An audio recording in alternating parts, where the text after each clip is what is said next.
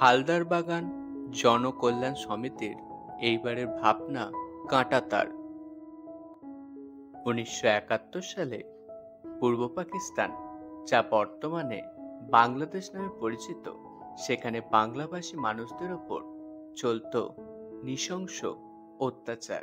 সেই অত্যাচার থেকে নিজেদের বাঁচাতেই প্রায় 60 লক্ষ মানুষ পশ্চিমবঙ্গে পালিয়ে আসে এবং তারা এখানে রেল লাইনের আশেপাশের অঞ্চলে বসবাস করতে শুরু করে।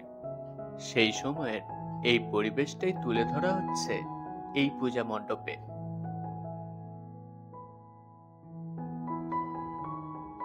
এবার আমরা জেনে নেব পূজা কমিটির সদস্যের মুখেই তাদের এবারের ভাবনা সম্পর্কে।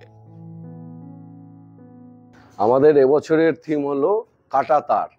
এবার কাঁটাতারটা অনেকে ভাবে কাঁটাতারটা কি। কাঁটাতারের উদ্দেশ্যটা হলো 1971 সালে বাংলাদেশ থেকে যেসব যারা এসেছিলেন তাদের উদ্দেশ্য করে এই পুরো থিমটাকে দাঁড় করানো হয়েছে। 71 সালের অবস্থাটা কিরকম ছিল, মানুষ কিভাবে এসেছিল কাঁটাতারের বেড়া ডিঙিয়ে, তার ভগ্নাদেশটাকে আমরা তুলে ধরছি আমাদের এই থিমের মারফতে। কিভাবে এখানে আসবেন চলুন জেনে নিই।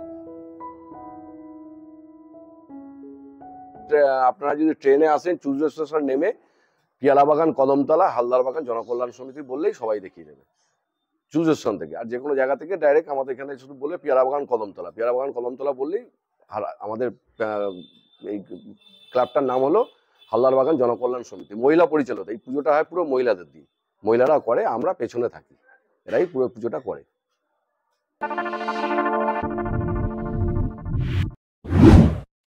Like, comments, subscribe my channel.